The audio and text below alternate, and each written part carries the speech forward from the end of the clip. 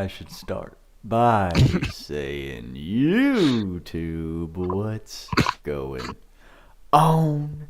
It's your boy Buddha, back in the building for, you guessed it, another Power Creep podcast. And I'm joined by my co-hosts. We got the homie, Tweaks. What's up, fellas? And with us today, we also have Demos, the demented panda. Oh, yeah. You're welcome for gracing you with my presence. It is a grace indeed. We are missing the fourth member. He is still trying to find his way through the land of crypto. But what can we say? We got 3 out of 4 this week, guys. It's a special occasion. What's going on, Buddha Gang? We have a collab, fellas. As you can see, is Eren's portrait right now a bit shrunken? Even for the landscape? It seems relatively small to me. All right, let me bring up someone else then. Hold on. Let's go with the homie. Let's go like this. Let's go with the homie. I mean, yeah. Yeah. For some reason, He doesn't Eren, what deserve about the spotlight, Mikasa? you know? Even Mikasa is a little bigger, but Eren is just like a little dot. The tiniest little... the little engine that could. Okay, I'm glad that that's actually the case and that I wasn't just seeing things, because I noticed that early on today. It kind of freaked me out. Anyway. How are you guys enjoying the collab? We'll start with you, Panda. I'm not. All right. And Tweaks, now you. I'm enjoying it.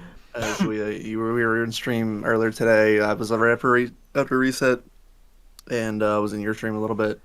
It's a good. I mean, for us as endgame players, it's a really nice event, a really good quality of life. But as we'll talk about, it's not always the same for everybody. Yeah, just to give you some insider on our conversations between the 4 of us in chat, it was very much Tweaks and I on one side, and then Crypt and Panda on the other, going back and forth about why we felt the way we did. I'm sure we'll talk about that a little bit as we get through the podcast. Or maybe we can talk about it right now, kind of to introduce this collab and our thoughts before we move into the characters. As Tweak said, you've got one side of the fence where Last Cloudia seems to offer different kinds of collabs. We see 2-week collabs, we see 3-week collabs. In the past, we saw a lot more of story-esque collabs where they would actually create unique stories. They would create cutscenes in between the event quests. And it felt like a true integration of the 2 titles. Whereas sometime last year, I feel like it kind of started with DMC. Cutscenes basically took a dive. There was no story integration, and it kind of just became more of a grind fest that allowed you to upgrade these collab characters very quickly. And I think it's just kind of continued that trend into what we see now with this collab here. It's just, here's your characters. Here is an event that you grind repeatedly to get them maxed, literally day 1, as Tweaks has done. But we're not going to give you any kind of story content or lore if that's what you're looking for. Yeah, and you're right. That's 2 different whole sides of the coin. Like, and I know plenty of people who love the lore and love the LC story and all that kind of stuff, and they look forward to the unique art and the unique storylines and all that, how they integrate. And this really does not have any of that. At least something to do with, like, you know, why the Sun Vessel Island is set up the way it is, or, you know, something along those lines, and what we're trying to do by killing the Titan, but there's nothing. And yeah, and you are not wrong in the fact that the whole aspect of grinding these units immediately is something that I particularly very much enjoy. Not having to spend a week to get these things built up manually. And it's a give or take. Yeah, especially... It shouldn't be, though. Yeah, I agree. Go ahead. I don't wish they know. had story. I agree.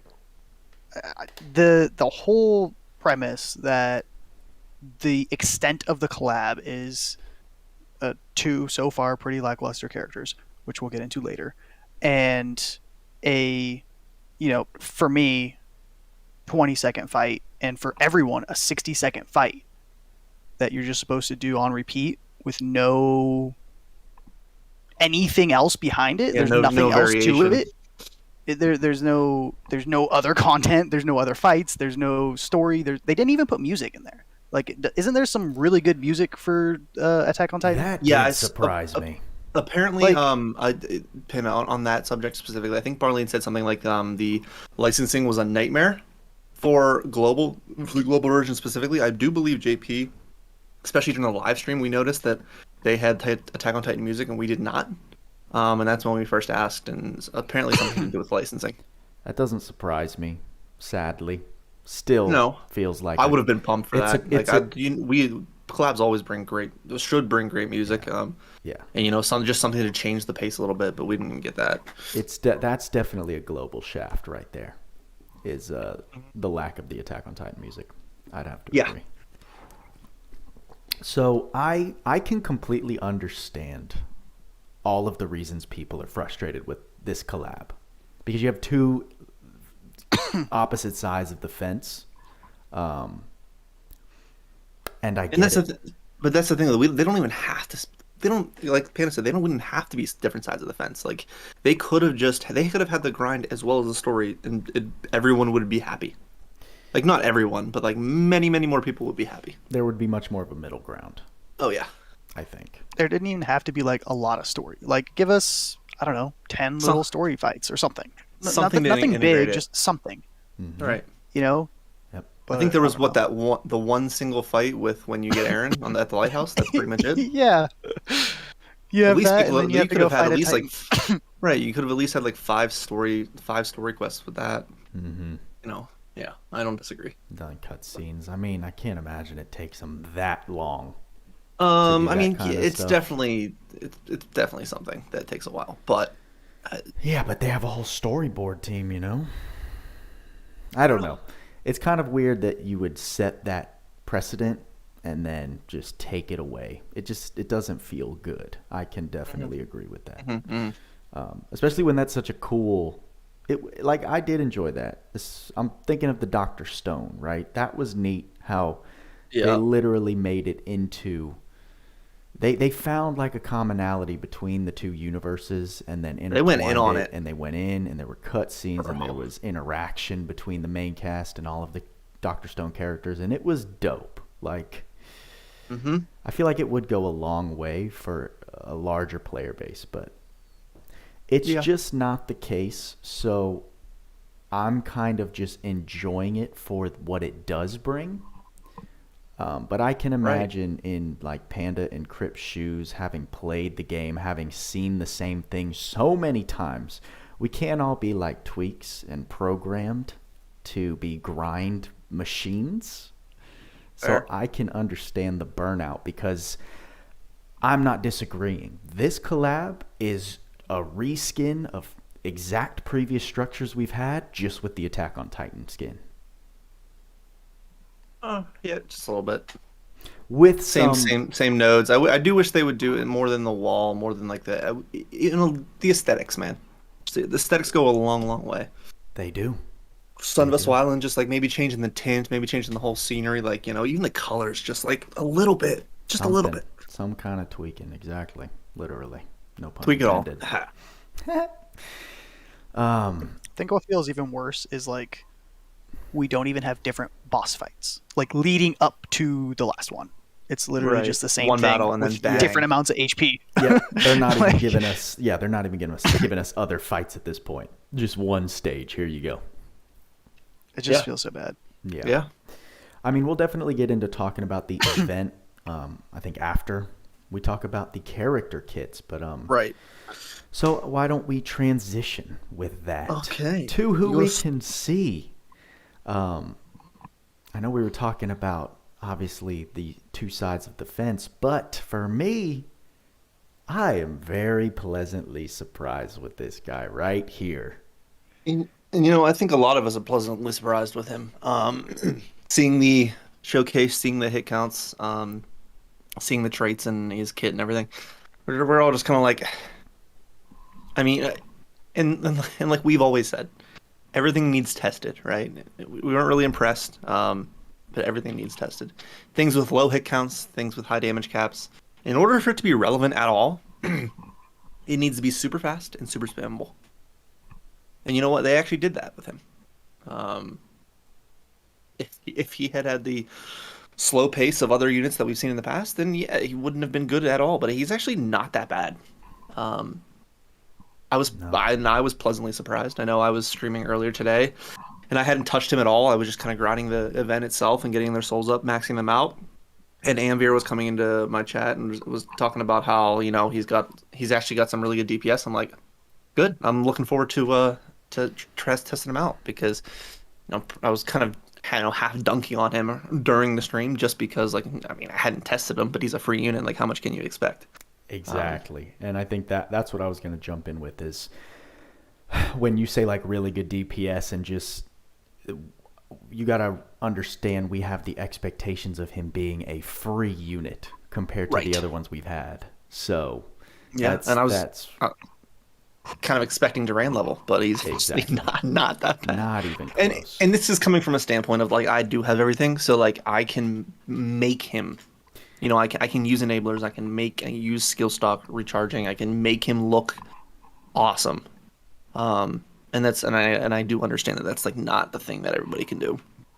I think that was my biggest gripe with him, is not so much his hit counts or his damage or his skills or anything like that. Like, the fact that he has 3 gap closers in and of itself is amazing. Yep. But his SC saves are not doing you any favors. Like, he does not have pretty barren the things that you want in a PDPS, which feels really bad if this is your first unit. You're just starting the game because maybe you're Attack on Titan fan and you're coming, oh, look, I'm going to go play this game. And you get this guy and it's like, now you have to build him and you can't. No way a new player's building him right. And it just feels really bad. Like, I don't like how they didn't give him really any of the major meat on a PDBS kit. I don't disagree. There's a lot of stuff. We'll go over his kit, but there's a lot missing from there. A lot missing. And you know what? Trying to compare him to units we just had, Ardeen specifically. I mean, nowhere even close to the amount of SC saves or kit that he has. And obviously, that's natural. Being a free unit, not being a gacha unit where people will chase, that's definitely not going to be the same thing. But you know what I mean? Like, starting out with those two separate units and trying to compare them is almost uncomparable. For sure. For sure. Yeah. Like, even comparing him to Duran, the last free unit we got, that guy has a pretty solid kit. Like, he's got most of the things that you would want, and he could do all right with just starting out. Yeah. I think I don't know if Eren could do all right just without help. Well, he can actually, Panda, because I think where on paper, as we're going to look at, he lacks, like you're saying, a ton of core skills that we're used to seeing. I think they made up in other unseen ways that we couldn't have known until we had him in our hands. Okay. Well, then make sure you hop in and let me know what we're missing in a little bit. Let's go over his kit. Why don't we? All right, Eren, and I did get these both units to 110, so don't judge me. I had extra pots. All right, relax. He's a soldier. Nothing to deal with his elemental or attribute or element resistance. Really, nothing to write home about. They do give us a ton of free prisms, so make sure you guys are grinding the event and getting the trade shops and stuff and snagging those up. So far, we can get plus 16, going to 110, or plus 20, you go into 110 eventually. But as to his skills, which we'll see with him and Mikasa. As Panda noted, something about gap closers. All of these skills start out with shoot a wire that pulls unit to enemy for a medium area, or shoot a wire that pulls unit to enemy. What that means is from anywhere on the map, not from anywhere, from anywhere around the enemy, a small I want to say like a 3 unit length, you know, kind of attacking length around them. As long as they're close enough, they'll jump in like a lunge. But anything outside of that, they'll have to run first and get close enough to use the wire to jump in. So all of these are non-line of sight lunges, pretty much, which is kind of sweet because some of the mechanics in each of their kits do rely on super high movement speed. So the closing speed, the lunge speed, is actually very fast for all of them, as long as you have the gas buff available. So, but for his skills specifically, S1 being a 3-hit like combo attack, it's not that great. But his S2 and S3 are actually not horrible DPS. S2 being 6 hits, it is like a spinning combo attack. As you noted in Buddha, I believe on your stream, it doesn't have it has a pretty wide AoE. So nice. It reminds me of almost like a Randy's S1, just like, you know, running forward and kind of fast. But it's not that bad. S2 is not bad. The S3, so this is like the one that we all were like, what the hell is this? Like 2 hits. One of the hits on itself is plus 180,000 damage cap at enhance 5. This is pretty good. It's super, super fast. He essentially just nosedives into the enemy, jumps up and nosedives into the enemy, and, you know, hits those 2 hits pretty fast. Base, I think it's 3 stocks of it. So you can spam these pretty well. Or 2 stocks of it, I guess, is the base. You can spam these pretty well if you have the SCT regeneration that you possibly can get. But he doesn't really have any innate SCT regeneration, as we'll see.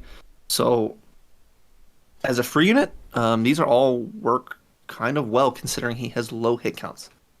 And we'll talk about why low hit counts is kind of important for him to manage his damage. Very surprisingly, to be fair. As for his special, it's 12 hits, 20,000 damage cap raised. It's just a light combo attack. This is where you actually get to see his Titan. He does not transform normally. It's just kind of like one of those, you know, not CGI things, but, you know, animated Titan, whatever. It's not that great. But it does hit all enemies, and you do get some HP back. Indeed. Well, so before you move on to the traits, that's what I wanted to jump into. I'm pretty certain they stacked multipliers into these skills. Oh, no, they always do that. For low hit skills, especially for newer units, like, and even older units, the lower the skill hit, normally they have a pretty high damage multiplier. And those are for like the 1, 2, 3 hit skills. Just like, you know, Midlam's S1. We're looking at OG Shin's S1. Yeah, OG Shin's really S1 specifically. Example. Oh, yeah. And this S3 right here has some pretty nutty damage multipliers. Hitting that 180, which transfers into 190,000 damage cap, is actually not that crazy to do. Like, it doesn't take a ton of setup. I just know that they give you to him at level 100, right? Right. With 0 skills taught to him. Granted, I had Sarah and XBet on my team, so I'm not trying to sneak by that I didn't have some enablers. But dude was dual wield capping with no problem. That's what I'm saying. Like, you saw my little short video. I had him at 20 SC, and he was capping everything against that Titan. Exactly. On God mode. And while I'm not saying that God has high defense or anything, but like, dang. No, right. No, there's not. It's not that. Like in my case as well, I wasn't fighting God stage enemies or anything that was super bulky or tanky, right? But when I'm thinking of at that low level, the fact that he was performing like that with hardly anything, not even like nothing actually equipped to him. 0 SC spent. His base kit, his board was filled out, yes. Well, it was about 112. It wasn't even the full 120. This collab. I was extremely impressed. I was not hitting that like with Duran, even when I had him. No chance, dude. That's what I'm saying. So I feel like they gave him what he needed to do very, very well early on for new players. Yeah, I think so too. I think his multipliers are disgusting. Right.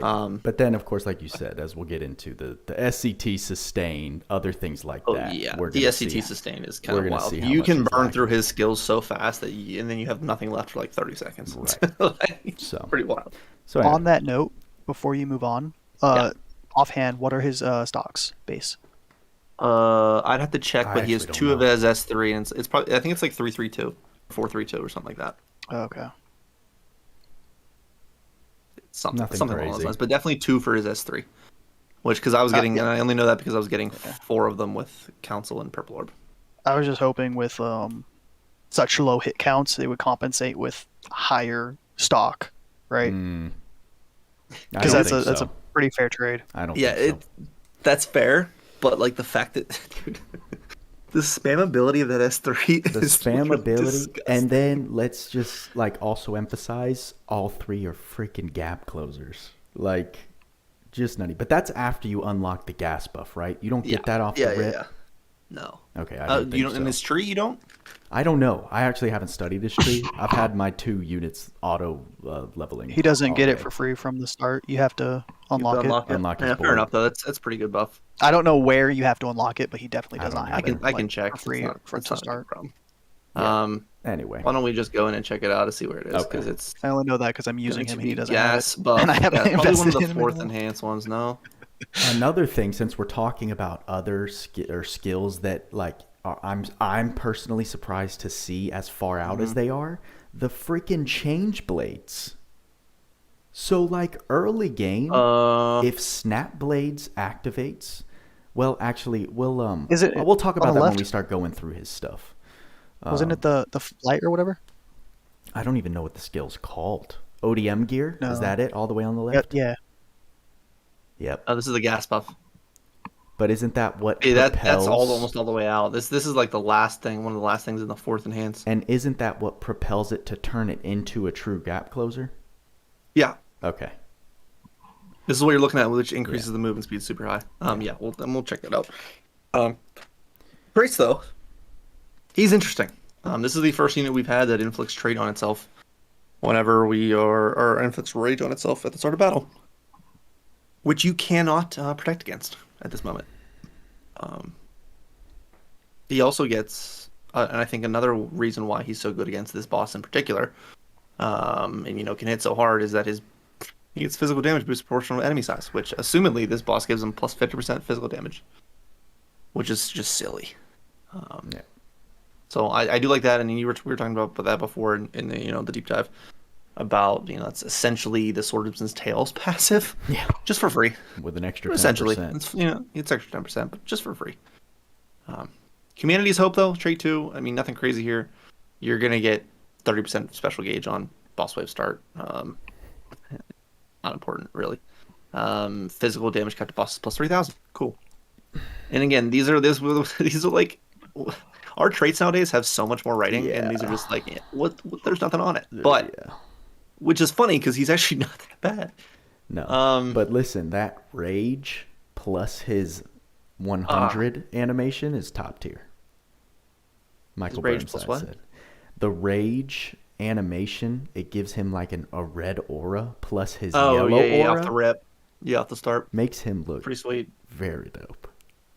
I will say, so for the people that don't know what rage is, I guess we should explain that. Rage is essentially gives you a silence buff. So you cannot cast any spells, but it's not silence, right? So it's its own icon. It's essentially like a tier 2 ailment that you cannot heal. You're silenced and you have plus 20% strength, but minus 20% defense. That's all it is. So it's essentially an attacking buff that gives up some defense for it. And as a physical DPS, sure, you're probably just going to be spamming skills anyways. As to in his kit specifically, let's go over his stuff. You guys are more than welcome to throw out what you think we're missing as we go down the list. Because I go by default, so I kind of know where we're going with this, and what we don't have. We're missing HP up, attack up, fighting spirit. We're missing things like Proud Force in here. Any Slayers at all, special boost at all. Missing, Pride, Ardor. We're missing any auto braves, fast braves, any extra light damages like Latitude Rise 1. We have light high drive but no light drive. No weak point boost, no other poses, pose of glory, pose of honor.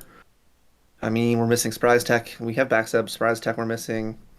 Like, dual wield, we're missing a bunch of the weapon boosts, like sword boost, sure, but there's nothing else. Ultimate boost 2, no skill stocks, no skill charges, no sharp eyes, no berserker, no... Berserker would have been cool on him, to be honest, but no. No berserker. I mean, we have some stuff, but like, there's nothing for like the main things that we use on physical DPS to, you know, eke out their really, you know, the best of the best for them. He doesn't have that much. He does have, you know, some crit. He does have 2 very good, you know, physical damage boosters for him, for light damage. Sky High and Backstab are always great.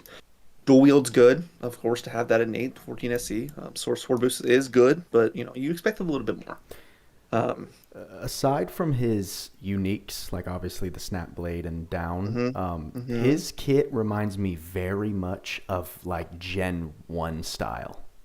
Maybe Gen a little 2, more than that. yeah, Maybe so... Gen 2. Yeah, like I mean, I'm trying to think of like a good character, but I wasn't playing back then. I'm trying to just relate it to something. Like a Zuglis build almost. Maybe like a Zuglis. Okay. Yeah, just like not too many SE saves, but just like very particular, right? Right, like he's still obviously it's physical DPS. Like there's no mistaking that. And he's got some modifiers, but it's just not even, it's miles behind to the extent that we're used to. Adding him to be like a full decked out DPS, you're gonna have to add a lot of stuff to get him there.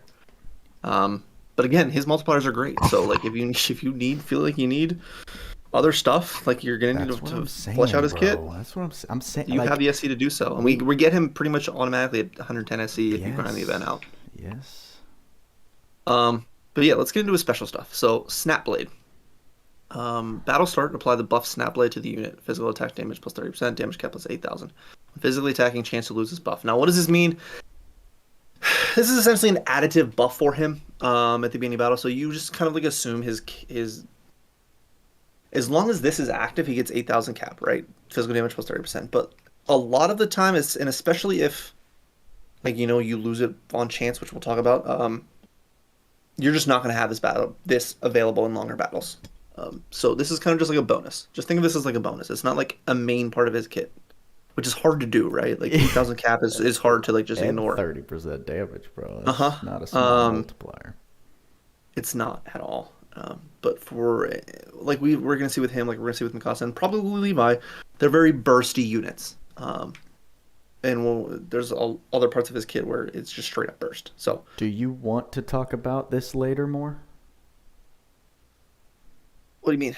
Did you ever get an answer from Lake? I guess is what I'm asking. I didn't get an answer, but I mean, from hand testing and stuff, and you know, seeing from other people, okay. I do think it's 1%. Like, you know, around one, like we talked about before, around 1% per hit.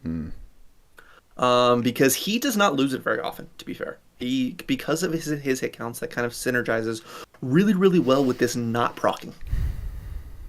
Yep. Because they're so low. People were complaining in chat earlier about Mikasa and her using this. Well, she has like stupid high hit counts, so she will proc it a lot more often than him. Right. He's just gonna chill there with he could like send off like 10 friggin' S2s and S3s and never hit this. Yeah. So I think it is pretty low. You know, around 1%. It's definitely less than 5 or 3%. Definitely way less than that. That's good. But yeah, so this is useful on him for sure. It's just. It's funny because we're like his low hit counts. It's not that great, dude. It synergizes. As long as you have this, like it's not that bad. Right. But yeah.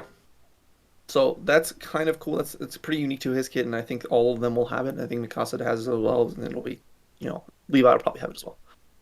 This is Change Blades. When the Snap Blade buff is lost, when it breaks or hits that small percentage chance of it leaving, after 10 more seconds, you'll get them back. You'll get that buff back.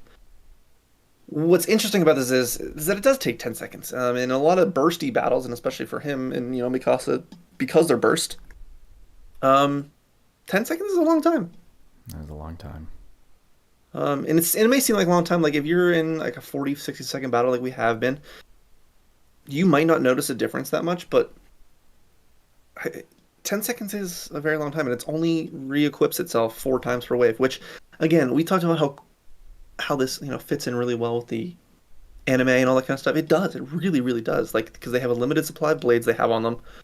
It takes a little bit to get their blades changed, as well as the ODM gear, which we're going to look at. Like, it's kind of cool.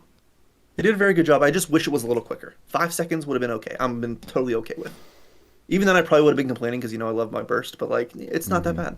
I mean, in the anime, they literally just, like, plug their handles back in and then release and snap. Yeah, it's so 10 seconds. I mean, maybe this is their way of balancing it, bro. Can you? Right, I know. God bless the testers, bro. Balance it. Fair enough. I mean, that's just something we'll have to deal with. That's not going to be changed. So, like, we're just going to have to analyze them with this available, right? Exactly. Scout Regiment. This is I like this skill a lot. And with the fact that it is on the newest arc, the LR Ark that we just got, and only 7 SC, and they have it in 8. That's pretty sick, right? And I think it is cheaper, and a pretty good damage boost in general for using a whole party with this, because it's very specific, right? It's boost physical damage to bosses, not just boost physical damage. It's to bosses. So any other enemy in the game, you're just not going to get a boost for this. That makes so much more sense. So while, you have Beast Alliance, you have Heroes Bond, which are just generally applicable stat boosts and, cost like 11 and 15 SC, which is crazy and crazy. Yeah, this is just very specific. So I do hope we get more stuff like this, to be honest. Because this is dope. Mm-hmm. Or like, something that does boost physical damage to like non-boss enemies, just like similar to this. That would be cool. I'd like to see a version of that for specific types. Hell yeah. Like absolutely. Dragon Regiment or some shit. Yeah, like Dragon Hunter Party, where it's the same thing, but for dragons specifically. And maybe slightly cheaper. Exactly. I feel like 7 is good for bosses, but maybe 5 or 6 4 or 5, 4 or 5, 6, regular like stuff. I would totally agree with that. This is like one of those things which we were like, it depends on the SC how good it is, right? The fact that they're introducing this type of damage boost is very encouraging to what's going to come after this. Mm-hmm. And I think that's a good base for where they're going to go with it. I think this is aptly and reasonably priced on the LR Ark at 7 SC. I agree. And I think that the most important thing is it allows more linear progression, right? We're adding new stuff and we're allowing units to excel in specific niche fields without power creeping everything too much. Because like you could put this on any unit and it's going to make them better as a boss killer. Yeah. But it doesn't really change the overall gameplay too much. Nope. And I'm a big fan of that type of progression. Hell yeah. Totally agree. Me too. It's a good one. It's a good one for sure. Shout out to my man Ardeen. Stop it. ODM gear. This is what we were talking about before. Battle start, apply 5 gas buffs to unit. Now, we're probably going to go test this. I don't know if we can go test Eren to see his skills, but like, you guys, he's free. You guys all know what they look like. Gas buff. This is like, they kind of throw up a counter on the unit's, the unit's image of 5 gas canisters pretty much. And whenever you use a skill that is outside of their lunge range, it will use a gas buff. So if you're in arena and you tag or you selected a unit that's super far away, bang, you use a gas buff, you pretty much zoom over to them, hit a skill, but you immediately select someone back from where you just were, and you use another skill, it'll use another gas buff.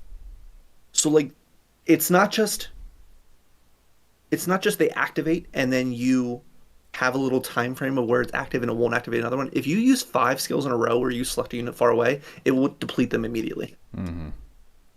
So that's interesting. I found myself in arena using him and her, and very quickly running out of gas buffs because you'd kill a unit and then they wouldn't be right next to them. You just immediately go tag the next one and it just gas buff, gone. But what this is really cool is that it jacks the unit's movement speed up by so much. Yeah. You're literally like a missile. It's so much fun. The unfortunate part is that when it runs out, it's like, damn, now I feel real slow. But Oh, like, true. dude, this is the ultimate zoomies, man. Like for real. This is a very, very fun mechanic. I Do wish we they have had an a way to- idea on Sorry? how far is far enough away? No, it's not far away. At the beginning of arena, so let's say you're in spot number 1, if you target the back, spot 3, up at the top, it will use one. For sure. So like half a map maybe? It's not that far. Yeah. But what it does do is dude, it's like they're jacked up. They're on something. It's very, very fun just to see them zipping around the map. Especially if you can stack some base movement speed on them, like I have. If you see below, high speed shopkeep and fast speed on her, like zoom, very, very fun. But yeah, and damage plus 30%. Why not? But this, after you use all 5 gas buffs, it does run out, and I think it's like a 10-second thing, 5 or 10 seconds it lasts. I haven't not checked, but once it goes away and you lose all the gas buffs, you can't get them back. So that's why we say they're burst units. They are very, very much so burst units, because once you lose this stuff, like the snap blades is a maximum 4 times. You lose the gas buffs, maximum of 5 times activated. Like you're going to be sucking on air, trying to get them around the yep. But it's a very cool mechanic, dude. They're so fast. But yeah, we've talked about what's in his kit, what he should be using. He is a light damage DPS, so if anyone played during this event, dude, and you got the Holy Blade Zajidojin, this thing is sick. Ridiculous. On him. So sick on him. As you can see, like this is the stuff that I was using on him, and we can go through his like unique equipment, because he did get some unique stuff in the event shop, and I think those are worth noting. This is one of the we've had other stuff from him, or from units, from free units that get unique things, but these actually aren't that bad. Not Eren's at all. Blade, light damage, 195 strength, whatever the other stats are, and it's just straight up skill damage plus 10%. I'm into it. We take it Into out. it. Hell yeah. Can I ask you He a question? also, yeah. Why are you using that sword with fast speed? Because I think it's not a guarantee. It's a random buff. It's a random buff. Oh, or okay. Or yeah, if it was all, yeah, sure, for sure, 100%. X only, love this. Basement key is another event thing, and it's just straight up 750 HP. Great. 5 tall attributes, another +1 to stun resist, and then just straight up 15% special damage. Okay. Why not? Not that his special is any great, but like just the HP and the attribute and ailment res, cool. I'm To into it. start out this game with those kinds of equips, you're chilling. Yeah, just straight up giving you 750 HP. And like I have on him, I have the Equilibrium Sphere, which is sick for him. And then this is the new AR, which we'll go over. On that note, can you please stop using the same terms for multiple things, because it's really annoying. What? There's a gear and a skill called ODM gear. Why? Like And the they did equipment. that I with never even noticed that, but that makes sense. they've done that Funny. like for the past couple collabs. They'll have like 2 things that are completely different and have nothing to do with each other, but they have the exact same name. Oh, they even did with Loug Zeus. They did indeed. It's funny. Whoops. They said whoops. Oh well. Okay. So why don't we just go and check out his stuff, all right? How about that? And we're going to go into a map that I know he's not going to kill in. So we're going to go to Finding Theory God. And you guys can see just how zippy he can be. Do I have... No, I don't. Let me sec. All right. So I'm just bringing him with Tinkili and bringing him, we'll use the Great War Ruin just to see his special. But, yeah, he's kind of fun, man. Like, he really does fun, whip. Man. It's that gas mechanic with his 3... given any unit super fast speed, especially PDPS with gap closers, you have now increased the fun factor by tenfold. So I'm going to go hit the back one, and he just zip. Zip it is. Zippity-doo-dah. So if I go over here and go after, that bad guy. Is it the bad guy? Get the bad guy. If I go like S3. He's there. It's nice. So I need to turn auto off actually, because this is annoying me. And I was like, why am I using skills? But you see that right now, I've already used 3 skills, and I think one of them or 2 of them were on auto. There's only 2 gas buffs left. Yeah. Like you can see right here, 2 gas buffs. So like, anytime you use it out of range. But 1 is a pretty cool skill. It's just 3 hits though. 2 is okay DPS, and 3 in S3 is like just his big ol' hitter. And That's actually a good point. Does he use gas on basic attacks? no, Like I don't regular think so. attacks? No, I doubt it. no, it's there for skills only. It says when a skill is activated far away. But like he's not doing crazy damage here, as you can see. Not I think at I just all. capped on 200k there. But like this is not like his bread and butter. No. Yep. But let's check out his ult. I like his ult. Bites his hand, True to the bleeding anime. that, turn into a Titan. Let's go. I like it. Big old fist. Nice old 12 hitter, whatever. It's not that crazy. But yeah, You also have Nothing- 1 weapon on him. that's fine. we're not caring about the damage right now.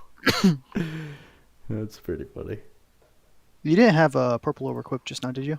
No. I don't think so. Okay. No, I definitely did not. I had him some jank build to just, farm quickly. I think I had purple orb and scroll charges on him just so I could use S3 on the easy mode boss on the event. But yeah. His skills aren't bad. He's pretty quick. The gap closers are, pretty fun with the gas buff. And that's gonna be the same thing we look at in with Mikasa. Is there anything else you want to go over with Eren? No. I mean, the Nope. points are there. Yep. He's the best free collab unit we've seen. And the He's fun, he's the the fun most factor's fun physical there. DPS that we've had as a free Exactly. unit. And that immediately puts him... I give him a thumbs up. Yep, 100%.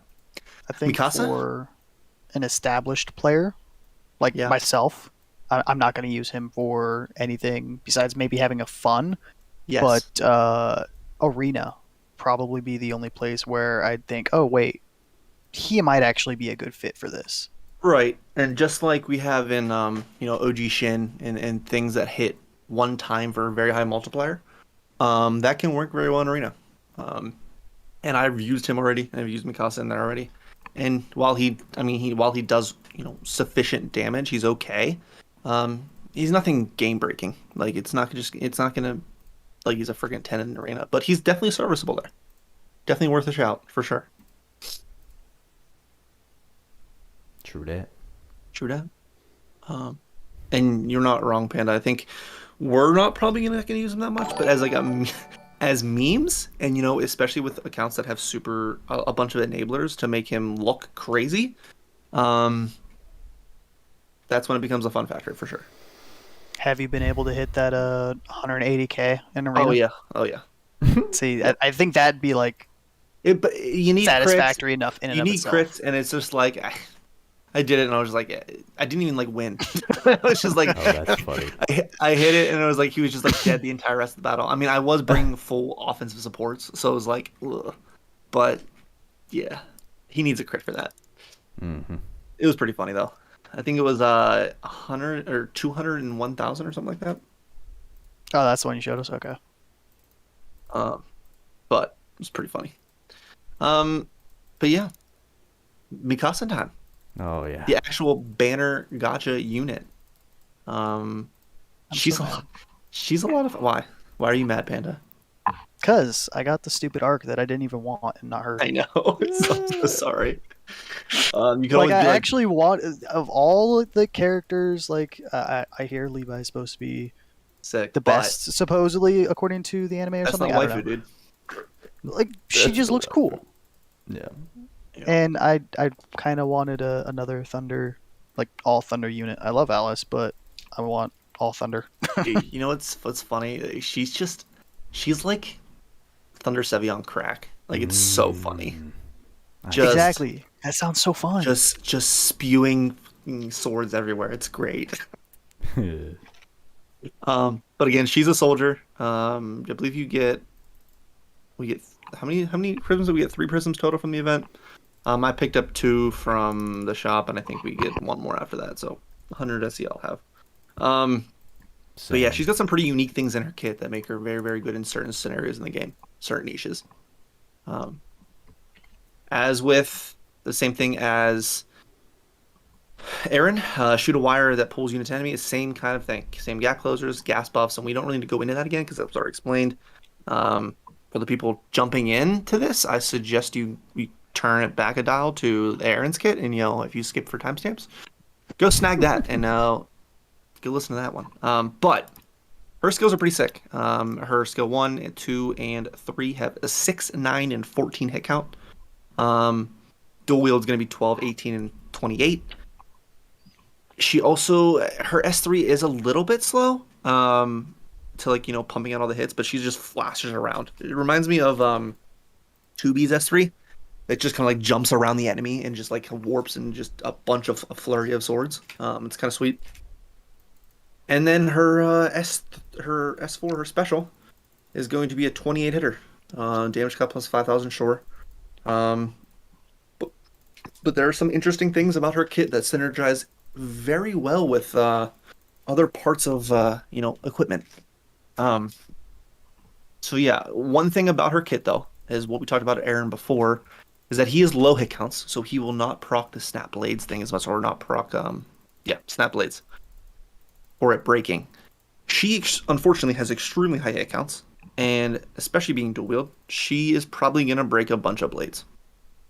So probably get used to the fact that within the first few seconds of spamming skills, she's probably gonna break a blade. Which is unfortunate for her, because her kit is pretty impressive for what she needs to do, and that's burst damage. So let's look at her traits. So unprecedented prodigy, sword equipped, critical damage plus 30%, critical damage cap plus 10,000. While this is normally not great, okay, crit damage caps like we've seen on other units, like I think it's BB Shin, I'm pretty sure critical impact, or crit cap damage on Tsukasa, stuff like that. Not usually ideal, and especially for her being a sword, almost mandatory to have a sword equipped for that. We don't have that many swords, especially for her being thunder, that are going to give you any crit at all that are relevant to her damage type. So you're probably going to have to equip some type of other sword that is going to give you crit. There's quite a few options. There's at least 3 options off the top of my head that give crit that you can, or that aren't unique to her. So we'll go over those eventually, but I don't know, man. Crit damage cap usually is bad, but if you can stack a unit with a shit ton of crit, and almost make this, turn this crit damage cap into, if you get 60% crit, essentially relates to another 6,000 damage cap, or 80% crit relates essentially to an 80% or 8,000 damage cap, on top of whatever pursuits you can manage to get off of that. Building for that, I think, is actually a very different build than we've seen before. Because many units we've had, we just don't directly build for crit. We build for cap white damage, and then on top of that, maybe we'll add some crit to get some more pursuit damage off of some arcs. She wants crit. All the crit you can give her, doesn't matter what it is. Even if it's like a subpar equipment, like that 3% crit necklace, sure, throw it on her. Whatever. Anything to get more crits. But when she also has the second part of that trait, when gas buff is applied, critical rate plus 8%. This is the same thing, as long as that gas buff is available. I think it's like 5 or 10 seconds it's available after you proc a skill that uses the gas buff. And it's only applied, this crit rate is only applied up 8% when that's actually happening. It will wear off. So, very, very temporary. Anything to add, boys, on that one? This is pretty dope. This is the first time I actually like a crit cap. Yeah, it's definitely not ever appealing to see that based on past characters. However, again, another character, Mikasa, once you see it in action, it doesn't feel that bad. Nope. Trait 2, Dormant Power. This is probably the most interesting part of our kit. Right here, this trait 2. When close to death, apply buffs to unit that nullify physical damage taken for 7 seconds and nullify flinch from physical attacks for 7 seconds. So, when she's close to death, when she goes into that 30% health territory. She essentially turns into Ruto and takes no physical damage. No physical damage for 7 seconds and cannot be flinched by any physical damage for 7 seconds. What she can get still hit by in that time frame is magic, specials, and arc skills, pretty much. I'm not that anyone's going to be using arc skills against you in PvP, but just putting that out there. Magic and specials especially magic in arena, she can still get flinched by and still get damaged by. So this isn't OP, but for the current, especially for PvP, for the current, meta that we have right now, where, at least burst DPS is very, very strong. Taking on teams that have a very, very high counter, or physical DPS burst in the beginning, she pretty much can't die from it. Now, I will mention, if you don't have on determination, if you don't have on from zero, she can get clapped past that 30%. Like, she's pretty flimsy in general relativity. She's not that bulky of a unit. So if you get clapped from before that 30% all the way to 0, she will not get the nullified damage buffs and not get the nullified flinching buffs.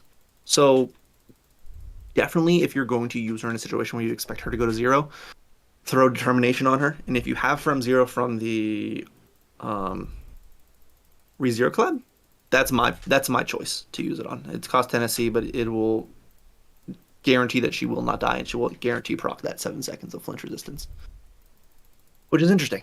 Not only that, when that does proc, you get an extra skill stock of all of her skills. Or sorry, I misspoke. 1 skill stock of a skill, a random skill. It's essentially like a free quick trigger.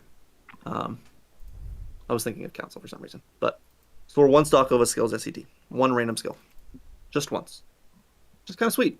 This is something we have not seen. Like I said, have not seen other than on Ruto.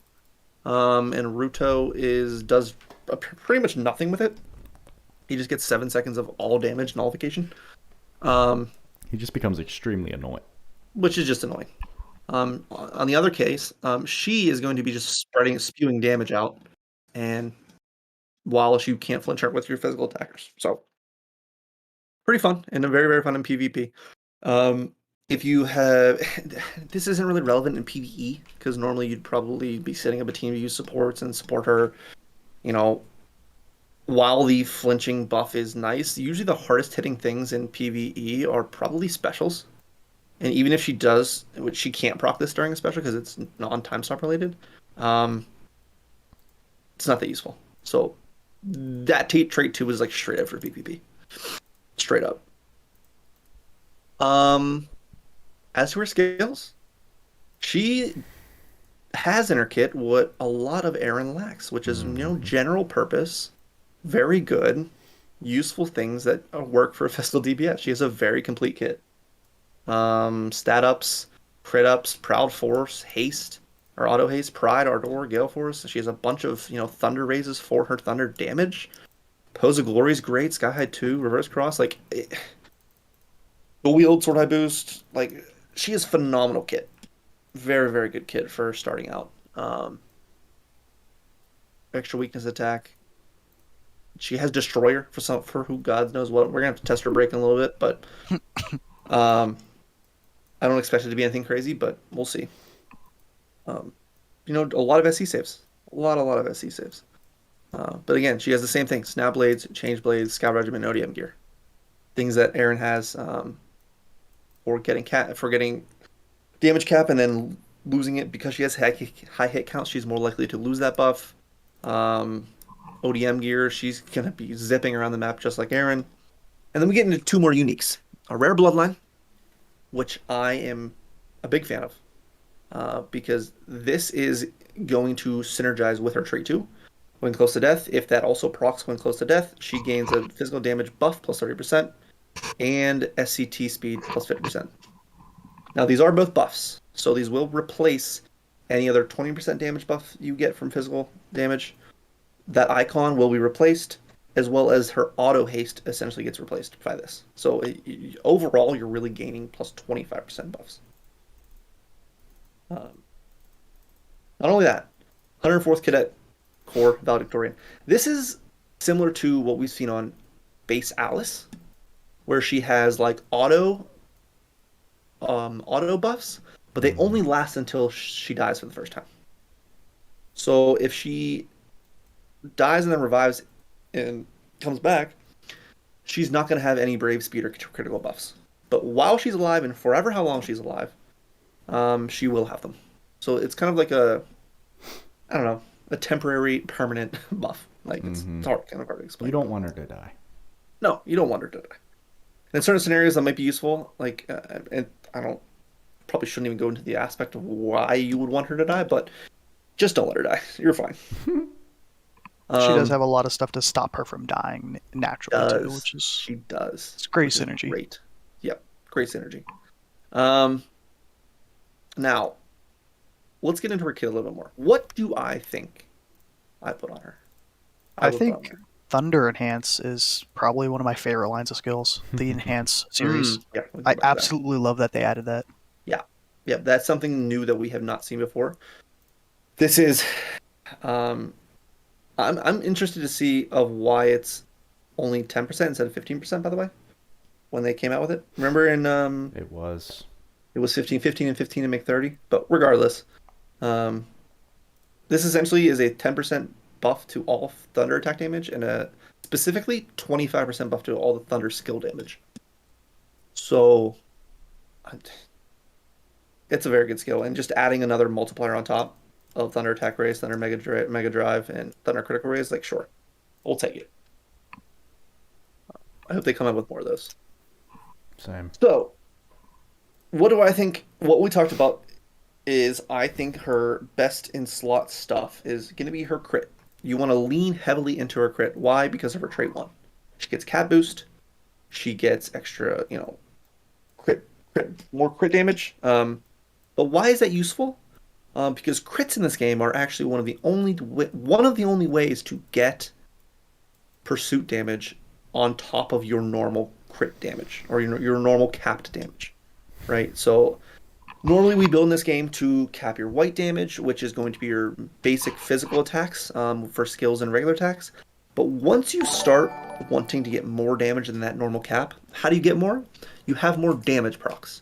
And more damage procs, you can get that via pursuit damage, which are, damage procs that proc on the original damage, which is a kind of convoluted way of saying it's an extra damage cap, pretty much. And you use crits to do that. You use a couple different arcs, and we'll go over that in a second. But leaning heavily into her crits is where I think she thrives. As long as you have a sword equipped, she's going to have that active, that first trait for crit damage cap. Gas buff is going to increase your damage or your crit by 8% whenever it procs, as well as she has Ardor innate. She has, which is right here, which is 10% crit rate at max HP. She also has Thunder crit raise, which is another 5% crit. So she doesn't really have anything else other than that. Afterwards, she has the fast auto critical pretty much. But we're going to want to give her some stuff is her equips and arcs. In my opinion, the fact that she wants crit so bad leads into two things. Number one, this allows you to equip one of the best weapons in the game, in my opinion, and is most synergistic with pretty much all crit builds, is this Brave Bow Spear Gun. If you ever want full crits, essentially, and the most crit boost you can get, bows are the way to go, as well as using the Star-Lord Arc when you have a bow equipped. So like this straight up with 8% crit rate, and we'll talk about in a second, the Arc Star-Lord is going to give you 10% crit rate when you have bow equipped. That's 18% crit essentially for equipping this bow. So this is one of the highest priority Godforge weapons in my opinion. And it's not that hard to craft. It's one of the 7-star tier ones, and it's just going to cost you 20 of the Godforge highest rarity materials, which isn't crazy. Even then, dude, you can get all those materials with this event, which we'll talk about. That is true. But into her package right here, Mikasa's Blade, her paid weapon. While this may not be the craziest passive, thunder attack damage plus 1500, which is essentially Scarlet Blade, for all thunder attacks, sure. Chance for special to deal critical damage. Normally on other units, this would be whatever, it's not that impressive. But her crit cap damage actually applies to this. Not only that, the Star-Lord Bow Arc gives you criticals on any crit. So since I'm mentioning it so much, why don't I just go over and show this arc, right? So if my game would go with me. What arc am I talking about? This arc right here. It's a permanent SSR. Heaven's Bow Star Lord. Mm-hmm. When bow is equipped, critical rate plus 10%. Straight up. Just gonna give you a flat out boosted crits. Crit rate. This last part right here, I mean, this damage against weaknesses is fantastic because I believe, Damos, if you remember correctly, I believe it is attribute weakness as well as Slayer weakness. I don't know if we ever tested this. I know shipped Lilibet is that way, and I think you tested it with that, and I think it applied, but I don't Would remember. either of you mind checking Goldmine at this moment to double check that? But I'm gonna talk about the last part. So grants extra attack for each critical. This does not state physical attacks. This is any attack that has a critical, you'll get pursuit damage. Grants extra attack means it's going to be a separate damage proc on that attack. It's used this one. Yes. It works on Slayers as well. Well, killers or Slayers. Yeah, perfect. So this damage against weakness, as long as you have the correct Slayer or have an attribute advantage, this works perfect for her because she also has extra weakness attack in her kit. Very, very synergistic. But this last part, any attack, any crit, going to give you basically 20. It's like what 22 to 24% crit. 25, yeah. About 25% is going to be your extra pursuit on top of your damage. So if you hit a 30,000 crit, that crit is going to do an extra 7,500 on top of that as an extra damage boost, which then turns her crits into not just a 10,000 cap, but a huge amount of cap extra, depending on how big your base hits are. So her specifically, very, very impressive in the fact that not only can she deal that stuff on her normal physical attacks, but also on her special. So you hit for 30k plus on the special, and get crits, which follows the same crit values as everything else. It'll proc a pursuit with that arc. So very, very synergistic. Deadly Choker is what I have on her at the moment. This is going to be just a crit rate plus 3%. This is the highest accessory we can get on her that's not unique to anything else. And then Mikasa Scarf is her other paid. This is pretty nutty, actually. Near death, very greatly restore HP, strength, defense, mind, plus 50%. This is and boost movement speed, once per wave. This is literally Awaken. That's the same exact thing as Awaken. It procs new buff icons for your strength, defense, and mind. But it's literally just 9 SC free on her paid. Continuous protection effect. That's also auto protection, which is 7 SC, I think, free. And then she just gets straight up HP plus 10%. If you don't want to spend the SC in arena to use her to get that HP back when she gets in that last 30%, this is what you would want to use. But both of these paids are, I think her weapon does enable her to do more damage, sure, but it's not that important. I don't think, if you're going to be using a sword on her anyways, and you're probably going to have Scarlet Blade at this point for many, many players, this isn't that necessary. Now, if we don't have, again, we do, just like Arjane, we do not have many of the type of damage they have for, swords, right? So for her, a good Thunder Sword is rare to come by. So far. So if you feel like you want a prime weapon on her, sure. But again, what this doesn't have, which we have a lot of in other Godforge weapons, is physical damage boost. Any of the actual boost to the damage itself. It's just that straight up cap and then chance to deal critical. So if you're not capping already, this isn't going to be the best weapon. But her paid accessory, very, very interesting. Essentially, it's HP plus 10%. I think it's HP up 2 or 3 maybe, which is 3 SC. Let's say I'll call it 3 SC. It's going to be 9, 6, and 3, 9, 7, and 3 SC. Basically, this accessory is 19 SC worth of saves. Not only that, 66 strength and then 35 each of defense and mind. So usable, sure. Nothing crazy. Honestly, it's pretty nice, but chasing, you probably don't need either of those things, to be honest. They are very good, though. Should we go test out her stuff? Because this is This is a very fun build. The fun Obviously, part. she doesn't come with bow equip, so you will have to have that from the Star-Lord arc itself to equip bows anyways. But like, dude, Once you get it. God Forge. If you have this unit, you God Forge that damn bow. Like Jesus. Okay, where do I exactly want to bring her? I think I know where I want to bring her. I want to bring her into Arden. What? Go ahead. Go ahead. I was just gonna say one thing I kind of want to mention is that we're talking about building her around crit and how it's actually really pretty good on her. But Yes. I think What are the one thing pitfalls? that's kind of important is she's kind of the third unit to do this crit based cap raise and crit Yes. required build. And the biggest gripe Mhm. that anyone has with both BB Shin and Tsukasa is that they are both forced to do crit and single wield. She has dual wield innate, right? And Right. it's encouraged, which counteracts the crit requirement a ton. Like, Right, because each hit has its own separate crit chance.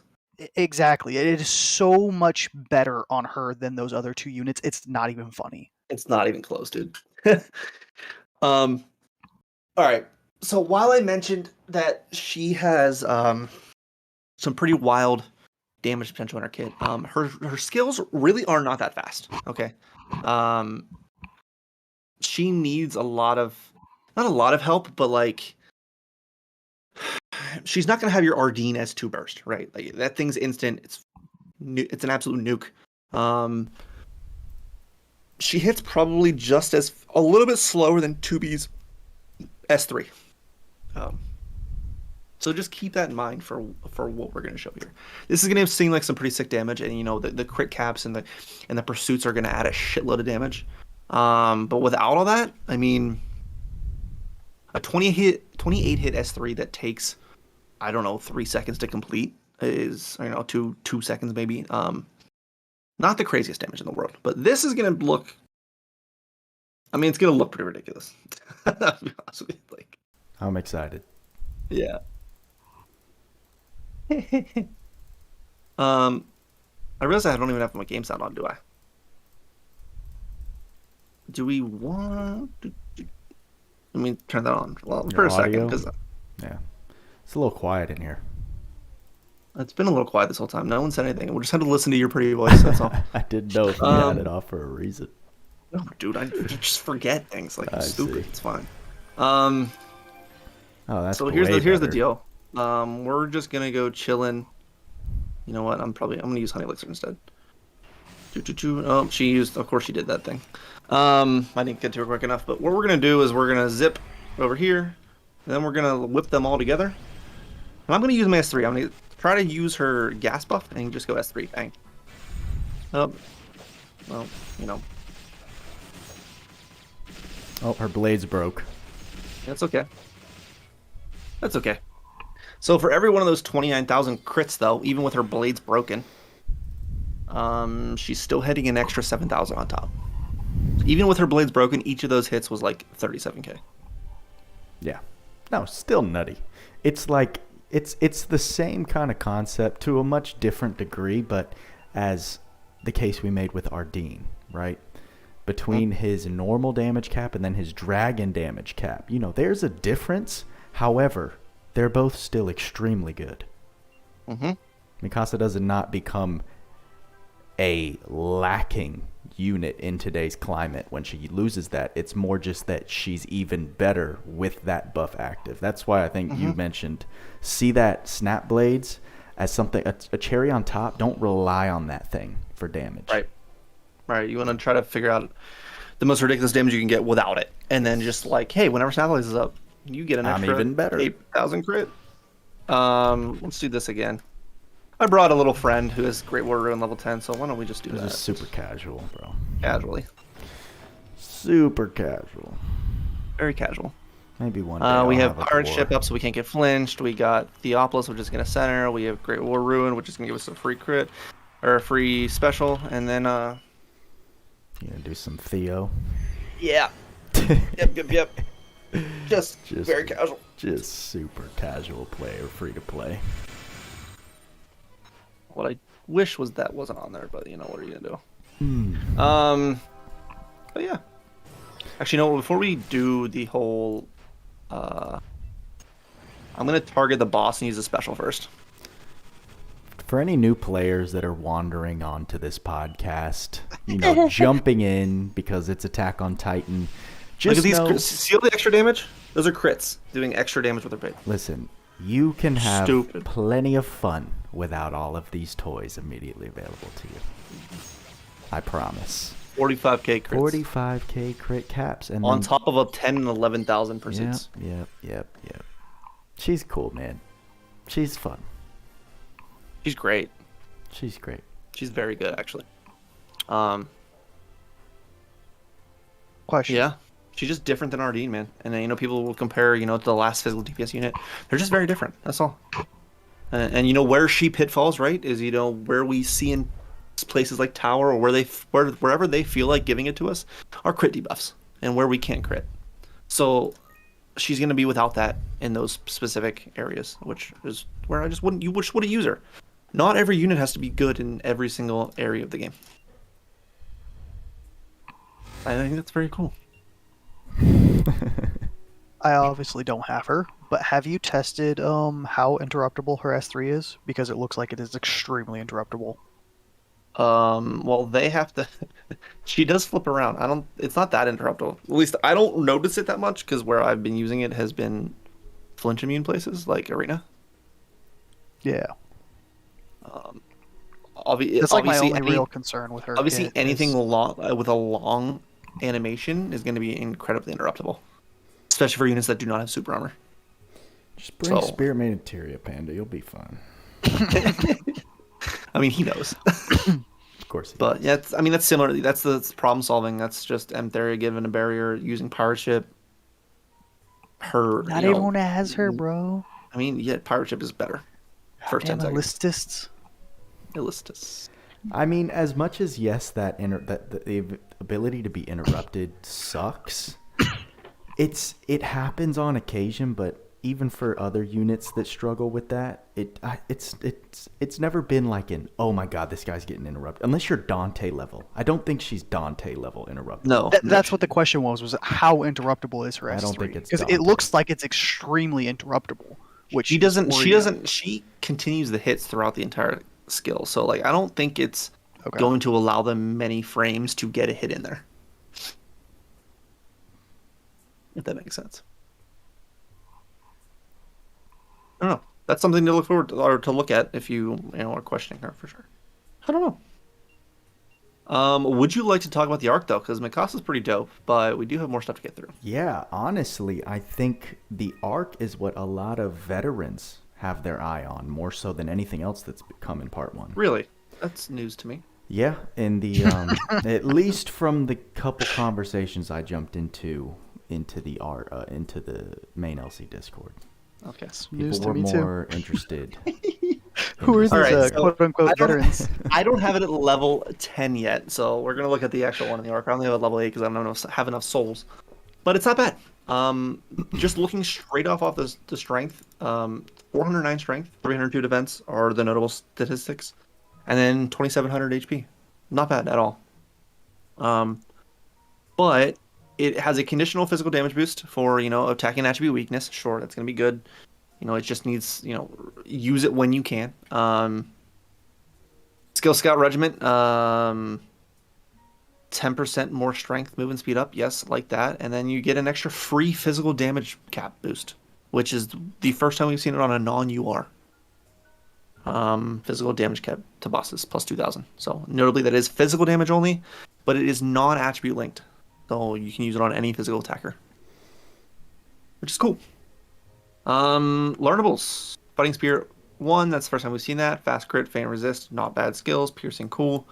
Beautiful Cruel World, this is similar to the one we, I'm Crying, or is it like It's Raining or something, from the FMA collab. Crying. I don't remember what it is. The dude's crying in his, he's just a Same crybaby. thing. You never watched Full Metal Alchemist Brotherhood, did you? Bro, I watched it, but it was a Netflix time, right? I Just see. relax. Apply strength plus 30% buff to unit.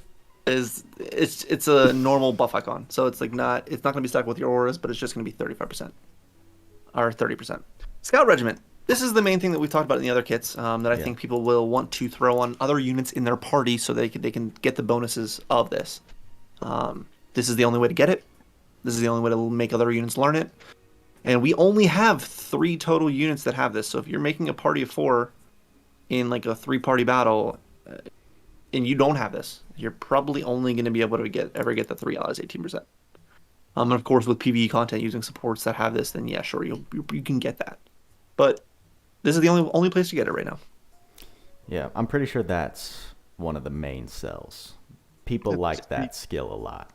People do like that skill a lot. And you know what? What's next? The AER is very good. Oh my gosh. One of the best AERs I've ever seen, in all seriousness. 88 strength. As an accessory, 88 strength is stupid. Physical attack damage to bosses plus 10%, which includes regular attacks and skills. Stupid. Of course, this is specific to bosses, which generally is the harder content anyways. So basically just 10% physical damage boost. And then boost to movement speed, which I know people have said in your comments, and you know what we talked about before, movement speed is legit. Big fan. It is so good. And I don't know whether this is +1, +2, whatever, but any kind of movement speed, I'm in. Same. Really, really good AER for physical attack damage, physical damage boosters. But yeah, like this, I mean, it's a good arc. It's nothing like, I need to chase this. It's not like a Devil May Cry phone booth or no. There's nothing on this that's going to be absolutely game breaking or, force you or give you a whole new avenue of mechanics to play the game. No, it's just a very good arc. It's just a fun arc. We do lack a bunch of arcs that are offensive, powerhouses. To be honest, like when I go through my list and I'm like, what physical damage arc do I want to use? And it's just like, probably like Swordsman, 2 or 3 SRs and a couple. Right, probably like Swordsman Tail and then like Game Master if I have 8,000 fish. That's like the biggest boost. So this straight up giving 409 strength, which you can jump in and give. Obviously, if you're going to be using a unit against a boss, you're probably going to have it weak to them anyways. So this is just going to give you straight up 20% damage boost to that and physical damage cap. It's not bad. Good arc. Personally, good arc. For me, yeah, I'm never going to use that arc as an equip. Fair. The only use that has a scout regiment for me out of the entire thing. Even the accessory, while it is good, I don't think I have room for it. The only have better options. The only place I will use that is when I will not have a sword with Mithril Relief. Because it'll pretty much do the same thing. But that's linked. Mithril Relief is straight up swords. This one is pretty much any physical attacker. And I do use Mithril Relief a lot still. Yep. Nice. Is it event time? I think it's time. Is it? I need to go relieve myself. I'm on water bottle number 4. Bro, chill with that. Dude. What is that, your 6th liter today? Just go. So you're saying you have 4 empty water bottles with you? I lied. What do you need to leave for? I'm on the end of 3. What do I need to so leave you for? got 3 empty water bottles. Anyways, we're going to go into the event. Should I put my mic Hurry up. close?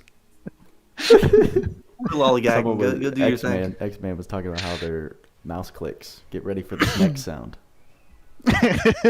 Anyway. I like that. I'll be back. You like that. Who does? Anyways, boys, this is going to be our event. It is, what is it called again? Shit. Not even look. Get free Eren. That's what it's called. It's get Eren. That's what it says. The Granzelia Titan attack, Colossal Titan, with almost no story. For people that are interested and who have not found Eren, over on the left side, this little lighthouse over here, this thing lit up. This is where you get Eren. You do one quest, you get Eren. So, have fun with that. But this is like the same setup as we've had in Sun Vessel Island before, especially with the last few events, which I do not mind at all. I think it's a nice little area to give us, it's kind of just straight up a menu of you get ability tower, you get, special training stuff. It's just another way of putting it out there, which I do like. I just feel like they could have done a lot more to make it look different, right? Of course, they added these walls. Cool. Which are supposed to, protect the Sun Vessel Castle from the Titans outside. Yay, great. But it's like not... it's nothing crazy. What do you think, Panda? They could have done a lot more. At least change the tint of something, like make it like darker or like a little bit ominous. But it's just it ain't doing nothing. Yeah, it ain't kind of doing feels nothing. pretty bad. It just feels like they didn't put a lot of effort into the actual event content, which, as someone who would either be playing for the first time because this is Attack on Titan Right. and that's what you're a fan of, or someone who's just been playing forever and is looking forward to new content, this doesn't feel like new content, which makes it feel bad unless you really enjoy just grinding mindlessly, which Yep. some crazy people do for some reason. Some people do like that. I'm not one of Big those fan. people, so the entire thing just feels really bland and it's Yep. not enjoyable for people like me. I don't disagree. I think there's a lot more that could have been done, because while I do specifically love the grinding aspect and I love finishing units day one and having the time to myself to play around with them and having them fully boosted, sure. That's only one aspect. But like we talked about at the beginning of the podcast, it's just a little bit lacking. But let's go to what this event is about. So you get Eren. Cool. The next battle, besides all the training stuff, is essentially beating a Titan and then using those tickets that you get from that battle to train up their souls. Or you use whatever other aspects on this island you want to do. Sun Vessel Castle is actually the main place you'll see all your stats. Like, I have 179,000 event points because I'm a psychopath. Honor points are what you need, but then you have event medals, event medal SP, cadet ticket, all that kind of stuff. Basically, you attack the Colossal Titan. You have 60 seconds to do so. The faster you kill it, the more tickets you'll get. But you can either click this, or you can just click the Titan on the map. So here's what happens here. You have 3 different battles. They are all the same orb cost, and they all give the same amount of tickets for what they do. So you are not there are some differences between each of these difficulties. Easy has, I believe, 100,000 health. It is by far the easiest to kill. You get 3 tickets for an S rank, which is very fast. And then you get about, like, the max is around 250-ish honor points for the day. And we'll talk about what the honor points are important for. Just real quick before we get into those other quests. Honor points.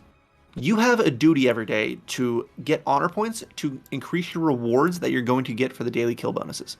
This is like other community events in the past where the community gets together to kill bosses a certain number of times or a certain number of, points worth, and you get points and you get different rewards for that.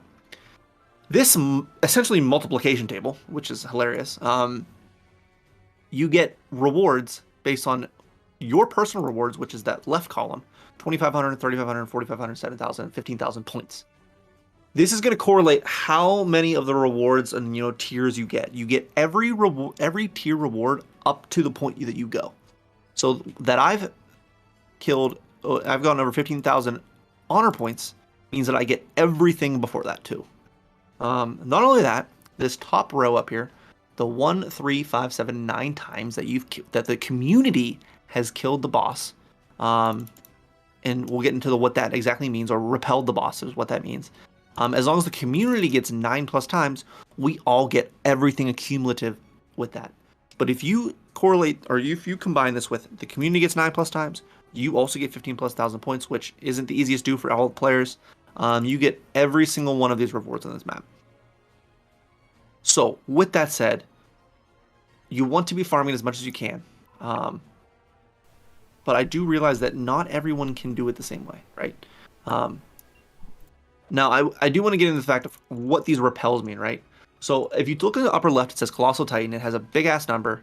1, 2, 3... Is that 3 billion health left? That's a 3 billion health left.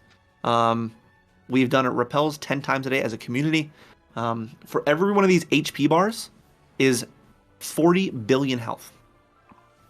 Now, what does that correlate to? That correlates to the health of the Titans that you defeat. So, 40 billion health overall, every single repel. We have to do that 9 times during the day. So that's 360 billion health.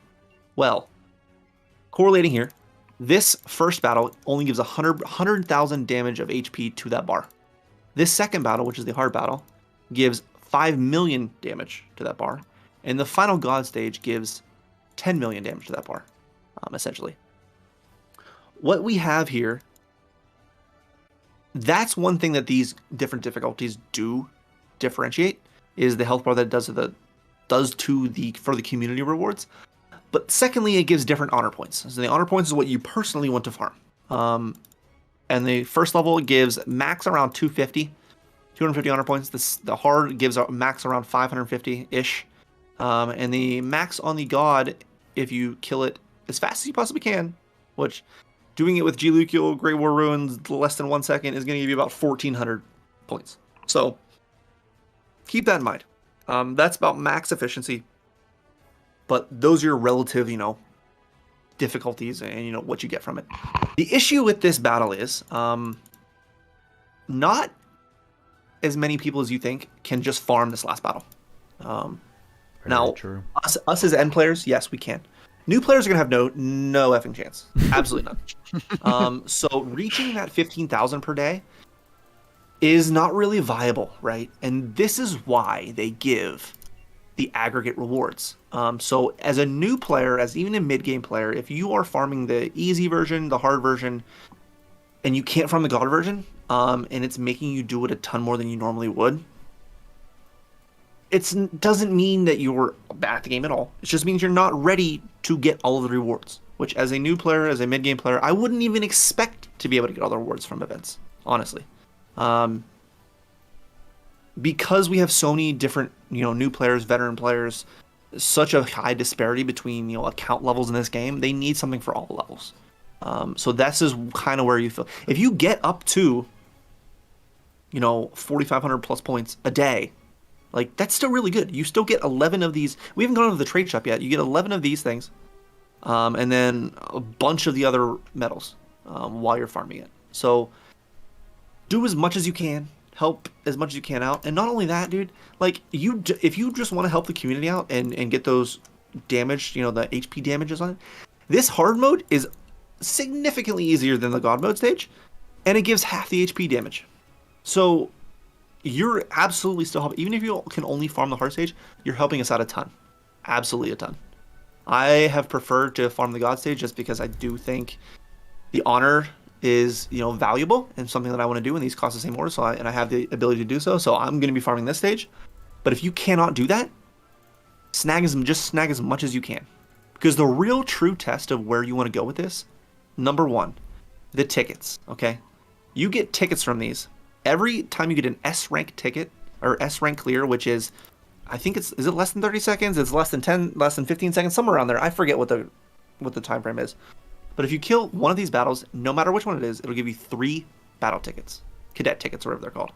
Where you want to go with that to upgrade your units is this Vessel Forest, right up here on the upper part of it. Vessel Forest. Why? These give an absolute shit ton of souls. Every cadet ticket that you get is essentially 10 unit souls for the unit. Which means the 10x stages give you, for Mikasa, it's going to be 100 souls every time you do it. For the Eren stages, those are boosted to 150, or 15 unit souls per ticket, and then 10 for Mikasa.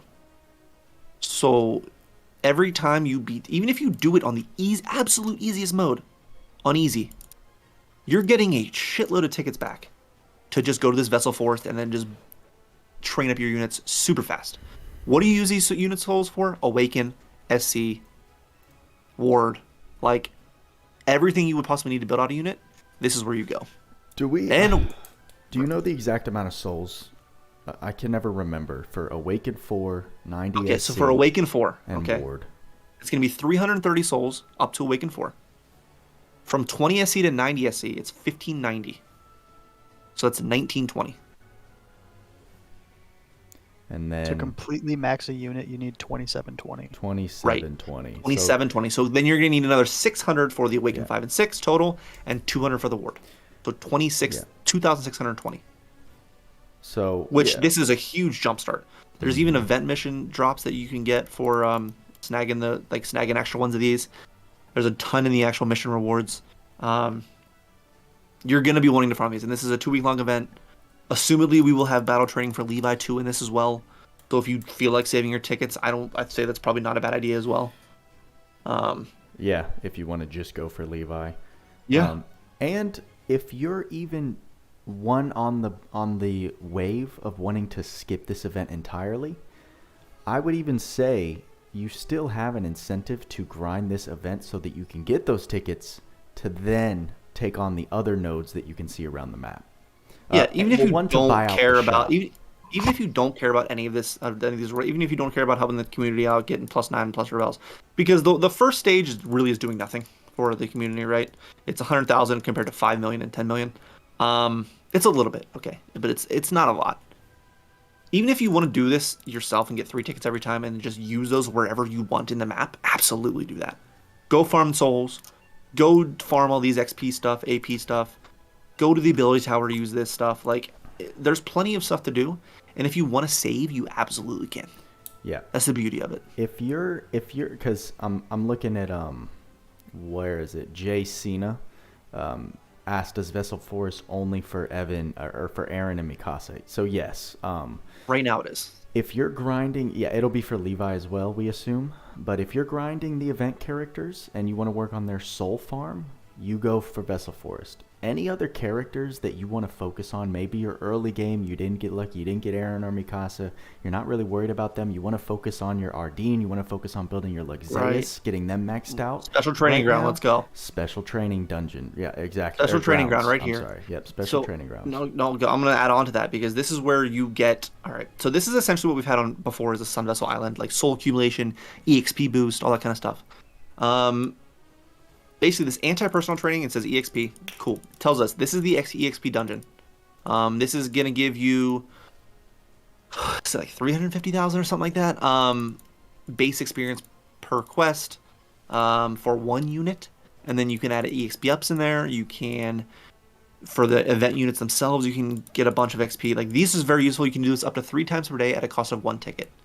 Any of the other times you want to do it, on top of that, will just cost you 5 tickets every time. So you can do that more than once. The next one is the unit souls. This US, which funny, people didn't realize what it went, right? So the special anti-Titan mental training, this is going to give you unit souls. What does this give you? For 1 time, 1 ticket only, it's going to give you 50 unit souls for a random unit in the party. So bring 1 unit, bring a strong support, and beat this. You get 50 unit souls for that 1 unit. Not the friend unit, for your unit. What this 25 cost ticket is that same exact thing, but it's just going to toss you 25 tickets, and it's repeatable. I wouldn't say this was totally worth it, right? Because if you think about it, you're using 2 orbs to get 3 tickets. So realistically, this is going to cost you 16 orbs for 1 run. Yeah. If you have extra orbs, do it, but like you don't need to like force this. But this is the other availability of you can grind unit souls without having to do any of the event or having any of the event units at all. For other units, which is cool. The AP training, this is going to be a 40x multiplier. You can do it up to 5 times a day, and as well as if you spend 5 tickets for a repeatable one, you can also do that. It's the same thing. So you have a certain daily amount that costs 1 ticket, and then the other ones just cost a bunch more. That's all, and they're repeatable. Super, super good for like, training any other unit that you just feel like working on instead. Like you suggested, Ardeen. He's so nice. good. Dude, he's so good. So we talked about repel rewards. We talked about the event itself while you were gone. Explain a little bit about it. Okay. I want to go to the most crazy thing. The craziest thing a part of this event is probably the trading space. Oh, absolutely. So what we have here is which is funny enough because I bought a bunch I bought it all. Good because Lord, I please. grinded my ass off. Literally before I had 4,000 of the event medals before. It was like 4,600 or something before I actually left, or before like on reset. That's what I got. So I bought all the equipment. So we'll go over this when we get down there. But this event medal shop is crazy. So for the medals, the gold medals that you have, super high value for like a bunch of this stuff, like lights, not skill books, but lights, LR Stardust, Ethereon, Magic Tome skill books, bunch of mega clusters available down here. And then the rest of the stuff is kind of, for newish players, these are going to be great, but It's going to be really good. And really, really good. So I also kind of want to bring up, to get enhancement mats. Well, you don't even need it. Let's say you want to start out with Eren. That's the thing. Let's say you like get Loug Zeus or Ardeen. You get one of these characters that you're gonna have to have all the materials to enhance them, and then also unlock their board. But if you want to just use Eren as your starter, and you're thinking, well, I'm a new player, how am I gonna unlock his board? All of it. He's enhanced to 5 stars. At that point, all you need are crystallites, crystals, clusters, which you can also focus on buying in the shop. I'd say focus on where you're at. Don't worry about missing out on all of the end final tier stuff, the mega clusters. Streamline your progress. Build out a unit first, for sure. Build out a unit first, because then you can take on harder stages. You can then start possibly taking down the middle stage in the event, contributing more to the community and getting more points for yourself. So just something I wanted to throw out there for sure. As to the gold medals that we have, which are the generic medals that you get from all the quests, you got 5 Eren prisms you can get right now, so 5 of them. Mikasa prism for 1 for 1,000. You can get a couple tickets, which were 2 of them, and then here's where it gets start getting crazy. Actually, you know what? I'll skip these for now. Let's go into the other stuff that I bought. Mother Souls, bunch of Mother Souls, bunch of mega clusters for cheap. But then there's a bunch of different items in the shop. A ton of equips. So I can't exactly reach all these right now, which we can always go back and toward and see. But I think I remember a couple of them. Eren's Blade and Facing Key is what we've seen before on Eren. Those are unique to him. Those are the ones we explained before. Cadet Kid Jacket, I don't remember what it does. Garrison Jacket, Scout Jacket, Military Police Jacket, I really don't remember. But the coolest one that I thought of these 2, which Levi's Duster, Levi's Squad Cleaning Set. Do you remember what these ones do? Because I don't. I haven't even bought them. Okay. The Duster is the best thing in this entire shop. Okay. Didn't pay attention to that, but I actually thought the Book of the Outside World was, to be honest.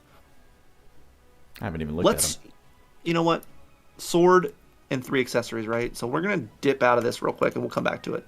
I just want to go see what those do. Because I also heard something good about the Duster, but I didn't even look at it. Sword. Gonna be down here. Looks like a dust. Okay. Damage enemies with the status ammo plus 4%. I mean, it's okay. But this does suggest again that he is Earth, like we talked about before. There's so many suggestions that he's Earth. Oh, dude, the weaknesses of the Titan, Exactly. Even the special that we've seen in the other video, he's gonna be Earth. But yeah, this is okay. Sure. The one that I was thinking was really good was the other book, right? This one. This is a mini Dusk, which stacks. At max MP, defense in mind, plus 8% with a cursed resist. I really like this for, tanks, for, any kind of sustainability for your units. This will stack with Dusk. I've already threw it on and used it, so sick. I like it a lot. The other one was this smoke one, which is an accessory that low chance to nullify physical magic damage taken. Anytime we have more accessories that gives chances of nullifying damage, I'm in for. Plus giving 31 to every stat. Cool. I like that a lot. What was the other one? I don't remember. Doesn't matter. Let's the jackets you were going to look at. The jackets? I think it was the Cadet's jacket. That was the best one. It gives movement speed or something. Which I need rarity. They're all kind of Yeah. Okay, let's look for the jackets. Here we go. I found a couple. This one right here. Military Police Jacket. Battle Start apply defense buff. Apply strength buff. Oh, these. Okay, this makes sense. They're all just different buffs, huh? Where's the other one? There's another one that gives movement speed. There's 2, right? There's 4 of them. This is one, the Disguise Jacket. Strength and defense rises. HP drops. And then... Dude, why are they How'd you lose the Cadet's jacket? so hard to find, dude? Where There is it is. it? Right here. It's 4-star, that's why. Physical attack damage taken. Nice defense and nice HP, sir. I like it. There's the other one. And then this one. Just movement speed.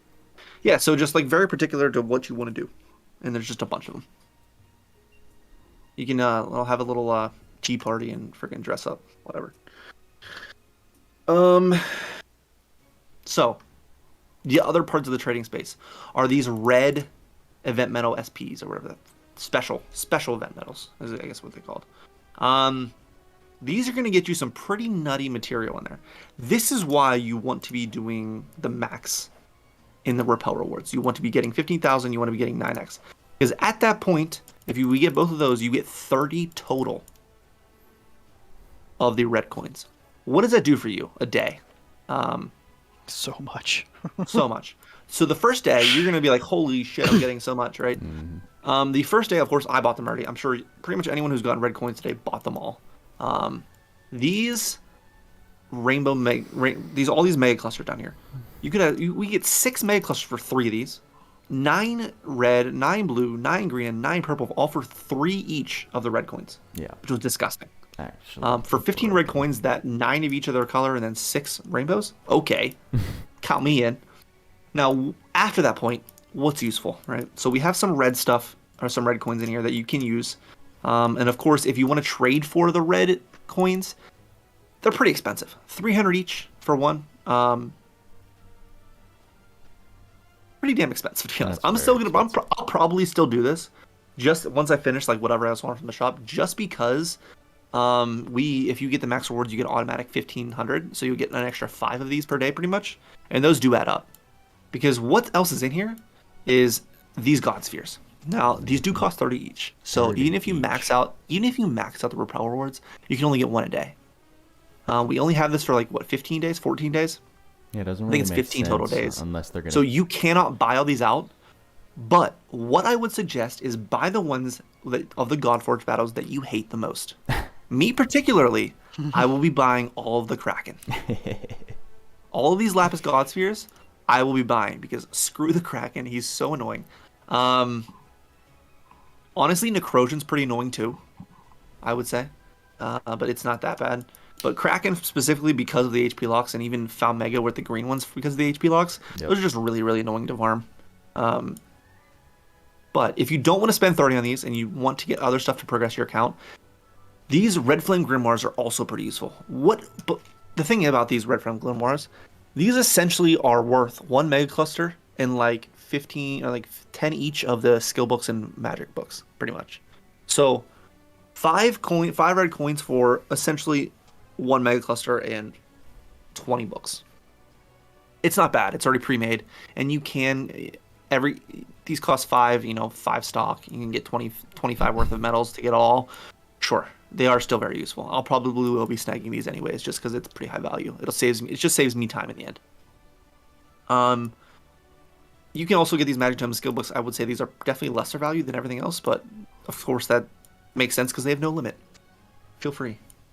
But yeah, dude, these Godforge, if you're planning on doing the full repel rewards, which not everyone can, but if you're planning on doing that, absolutely snatch these up for the most annoying battle. You do never want to farm.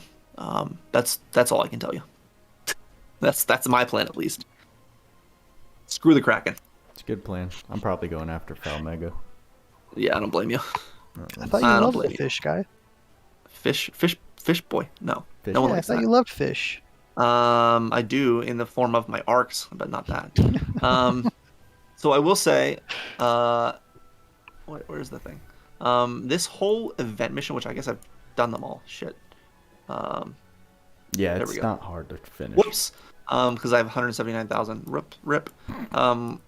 There's a bunch of tickets, a bunch of souls, a bunch of orb recovers, Ethereon.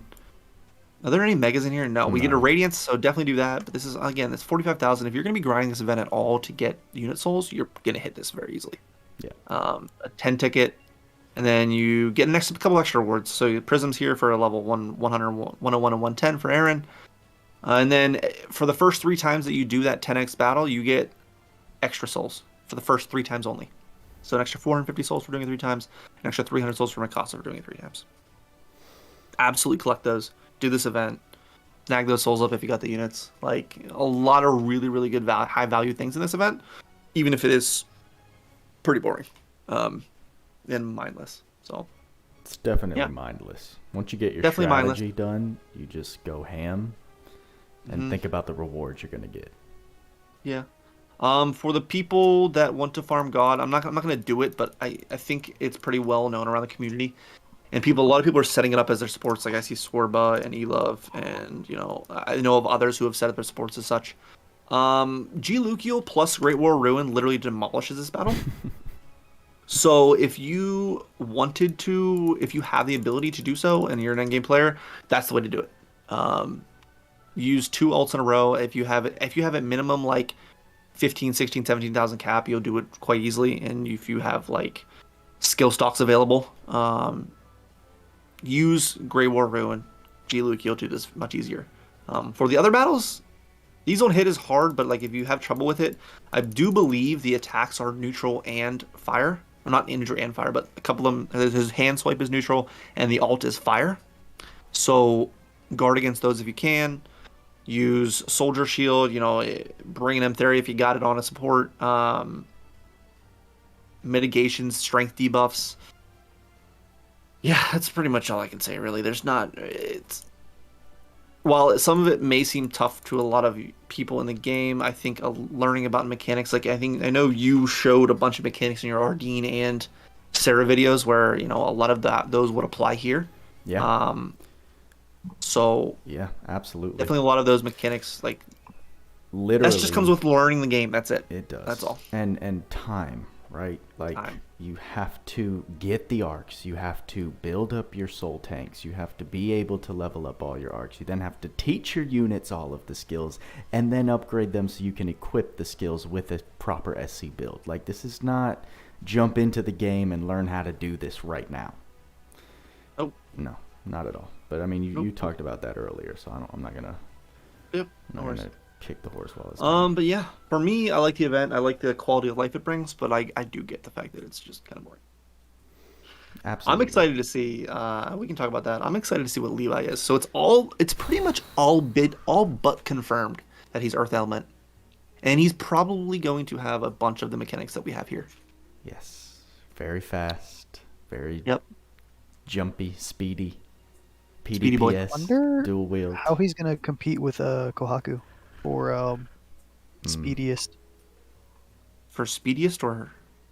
Yeah, If they gave him, I wouldn't be surprised if they give him a warp, especially based on some of the battles he has. Fair. I don't think That'd he be will, dope. but I mean, he might be. I'd be sick. At least one skill to do it, right? because I don't think anyone's beaten her yet, right? For Speed. Speed. It's just like her sheer ability. Yasha. Yasha has extremely high speed innate. Yeah, but he doesn't have a super spammable teleport on his S1. Oh, you're talking about speed in general for and gameplay.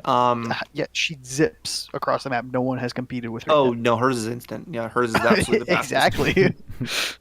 Um, And it's super spammable. It's great. Who knows? They're pretty ridiculous though, running around and shit. A lot of fun. I'm enjoying the units very much, and I think that's what a lot of the times in this game, and especially for players who want to enjoy a game, right? Fun factor is big. If you find that units, play to your favorite playstyle, like being fast and running around and having zoomies and hitting attacks and spamming skills, bursty damage. This is your go-to, and that's one of my favorite aspects of playing games like this is having that sort of interaction with it. So I'm a big fan of how these units have been set up, and I'm excited to see what Levi brings. Same. He's gonna be goated. I have a feeling. I will say, Buddha, I know you've answered this question about 6,000 times a day, and me as well. Should you pull on Mikasa? For anyone, listen. First of all, just to straight up say, for anyone on the fence, just wait a week. That's all. Just wait a week. 5 days. You can wait. It's okay. We should be getting Levi's information on Tuesday. Should be Tuesday. Just wait. I know if you have any question of waiting, just wait. Hoard those crystals. That'll be your best. Build up your move souls. right now. Build up your tickets in the meantime. Be ready to spam it all out. Exactly, and that's another good point. I know A. Flores mentioned it earlier. Spend your gacha tickets. You never know. You may be one of the lucky ducks to get one of the new things off of those ticket banners. Oh yeah. Especially with news coming about Levi. It has never failed the advice of always wait until we have all the information from collabs. Yep. Because a banner's never going to go away before we know literally who's the best and everything. But as a budget or free-to-play player, you just have to literally wait for that information, which is horrible. But and fear of missing out FOMO is real. Yes. But like you more than likely for free-to-play players and people who don't spend on this game to regret spending crystals on something that they didn't necessarily, prioritize first. So just wait. And then if you don't get it, even worse. Yep. So I would say the only situation where I would recommend pulling for Mikasa right now is if you are comfortable doing the entire step up and getting her off pity. If you're not comfortable doing that, I would not recommend pulling for her. Who would do that, Boot? Come on. Not right now. Who would do that? No. I may or may not have my hand raised. Yeah, congratulations to you, though. That was pretty cool. Pretty cool. We have Ascended. we've ascended to Buddha Whale. I can't claim. It's Darth Buddha. It's Darth Buddha. Darth Fisher, some people were calling me. Fisher? Still, like, Yeah. imagine You don't have you didn't do 8,000 that. fish yet. I think Can't be Vader Fisher. and Fish. Oh. Darth Fisher. So, yeah, I mean, I'll mention it again. First of all, the support on this morning's live stream was ridiculous. I'm still, like, in shock from it all. But, Bro, even mine, I was super confused. There was like 70 people in here. Yeah. I was like, what the fuck people are you guys are watching me hyped for Attack on Titan collabs, bro. Yeah. We're pulling in some traffic. So they made a good move collabing with them. And so your boy is officially going to be a spend to get player on Not pay to win. collabs. Not pay to win. This game is not pay to win. It's all. a spend. It's a pay to get game. Spend to get, Once you get to end game, the focus becomes on the characters, and if you're not just paying to get the characters, you are going to run out of content basically to do, because you're at the mercy of when Adis is going to drop new story, new types of battles, new world bosses. Those updates come very few and far in between. What is consistent are new characters, and usually, hopefully, fingers crossed, you're going to get some new kind of feature with that character. So for collab characters especially, with the support from you guys, with how the channel's doing, we are very fortunate to be in a position where I can comfortably budget some funds in order to spend when we do have a collab, especially since Pity is discounted. We can go ahead and drop the paid crystal, so then I can make videos, I can be up to date, and especially know a lot more. Like when Tweaks is doing his things, I can understand what he's talking about. So You know what? I think a lot of people have been enjoying your especially your Ardeen and Sarah videos. So as long as you can, or you have the time to do so, and you flesh out a unit fully, I think those are definitely a good stepping stone for a lot of people to understand the mechanics and how to build units in this game. yes, I'm very happy with the current character build showcase, how to build videos that I started doing when Ardeen dropped.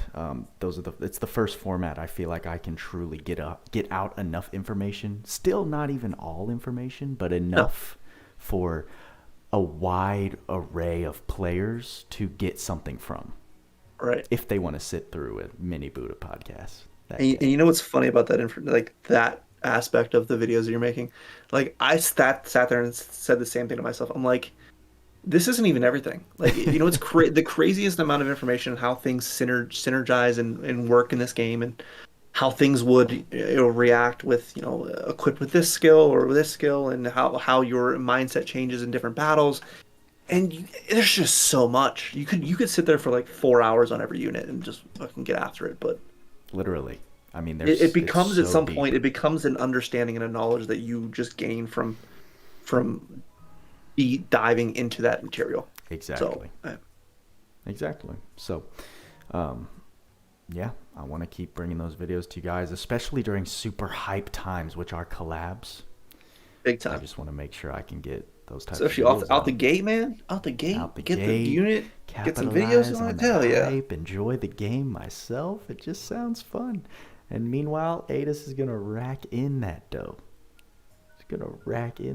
But it's fine, because whatever, more money they make, the longer the game stays alive. So not much to cry about if the game doesn't exist. So, little comment right here, Super Blue. Would you explain why move speed is so important to use mainly for physical DPS? I explained that a lot in our Dean's video. A lot of your PDPS has line of sight skills, which means they need to get in a certain position before the skill can activate. When you've got a ton of movement speed, it makes getting into that position much more quick, and it makes that damage happen a lot more fast. So, notably though, in many other games, which is I think why people get a little bit confused by that. Notably, in this game, movement speed does not affect your actual attack speed. It just gets you into position faster in order to use that attack, right? So by equipping 20% more movement speed or +2 movement speed or something like that, you're not gaining a 20% attack speed. You're just gaining the faster speed to get into position to use it. That's all. Yes. Yeah, there's not much more to say. That's really the reason why speed. And it's just more fun when you're faster and you're 100%. Controlling your little guy and he's zipping around the little mini-map. It's a lot more fun, promise. Trust me. Take my word for it. Imagine they make a unit with basic attack speed increase stuff. Basic attack in speed increase. Oh, good lord. Yeah, or just like an arc or a skill or something that you put it on and it makes your regular attack faster. I'm gonna put it on shift a little bit. Next bit.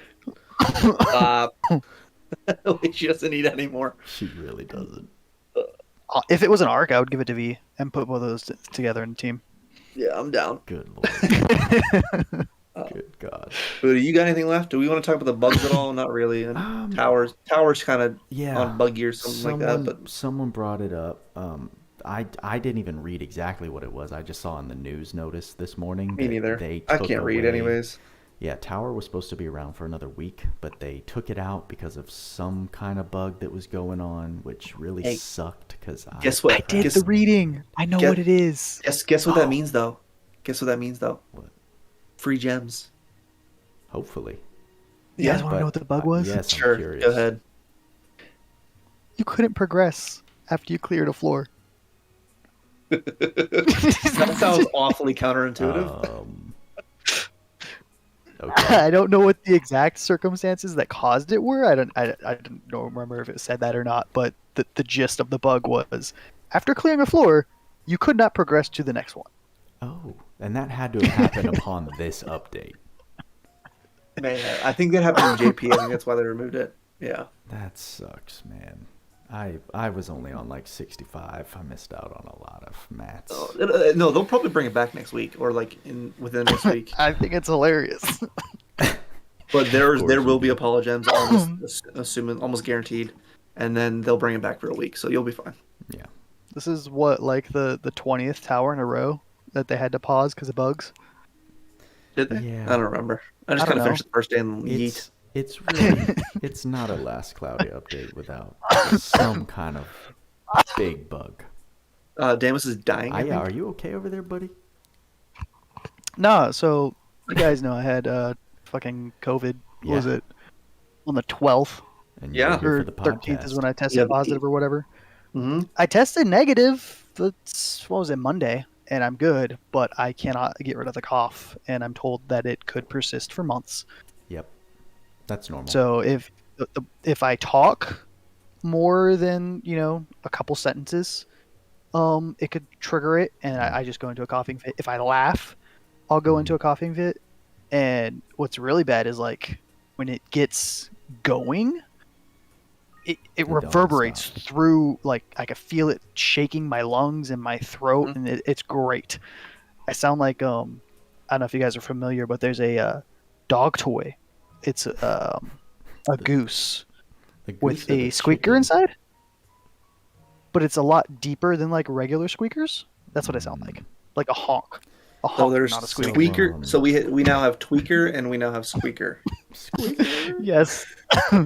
It's so bad. So a podcast is a great format for you right now.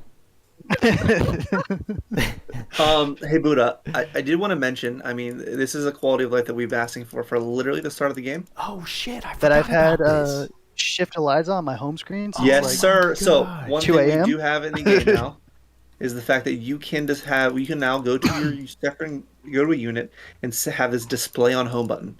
Which my favorite unit in the game is Logia, but my favorite art in the game Did is you say Zekis. Logia? Yeah, Logia's my boy. He But loves Logia. Zekis on the other hand has the sickest art in the game. No cap. So he's gonna be my home screen. That's my choice. Oh. It is a really dope Oh. update. It's very small, but like you said, since the beginning of the entire Honestly, that's the release. best part of this update.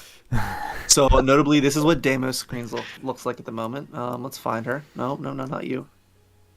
Pregnant Eliza. This is what Deimos enjoys every time he logs into the game.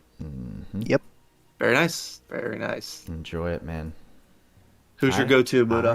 Who's your didn't go-to? pick one, bro. I didn't What? pick one. I forgot about that. I know who update. it is, dude. Don't worry about it. I had a hard time I- choosing between I her mean, and that's the Kid homie, Dallas. bro. That's the homie. Buddha's a It's- Brahmano dude, so I like am- this is it. I did a I'm whole surprised he didn't pick explanation. DBR. DBR's art. I mean, he's dope, but he's fallen in my rating. Or And he In your doesn't- rating, but wasn't he like the main reason you started the game? He was, but he doesn't have Back when like Buddha used to be a a what? Oh God, no! You freak. Don't put me in with that crew. They've got their thing. I'm just kidding. It's okay. It's just a light joke. It's okay. That probably ruined it for me subconsciously, if I'm being honest. I don't blame you. Ruined it for all of us, dude. But yeah. You like what you like. It's all good. No judgment here. But we embrace preference. Mm-hmm. Anyway. 2 hours? I really Is that like how- Rito. On Yeah, time, 2 right on hours. time. Perfect on time. That's a good one though. Next scheduled week will it. be nice. It will. Next week should be pretty quick. Just Levi, the Ark, Yep. and we should be able to go over whatever other content is added to the event. So shouldn't Yeah. be too bad. If any. Shouldn't be too bad. Oh, we are looking forward to. So this event does end right before Valentine's Day, It does. There should be.